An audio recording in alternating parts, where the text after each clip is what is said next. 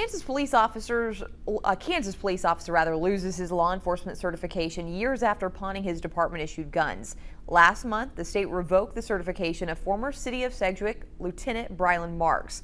Brandon Stick joining us now with how this case started 6 years ago, Brandon. That's right, Rachel. Brylan Marks was first arrested in 2018 for felony theft from the City of Sedgwick. At the time of his arrest, he served as a lieutenant with the Sedgwick Police Department. Now, according to court documents, in 2020, Marks was charged in Harvey County, with 3 counts of felony theft of firearms owned by the city.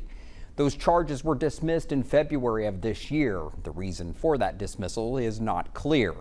In a May 9th order revoking Marks' law enforcement certification, the Commission on Peace Officers and Standards and Training says that Marks admitted to a Harvey County Sheriff investigator that he'd pawned department-issued patrol rifles and other firearms because he was struggling financially.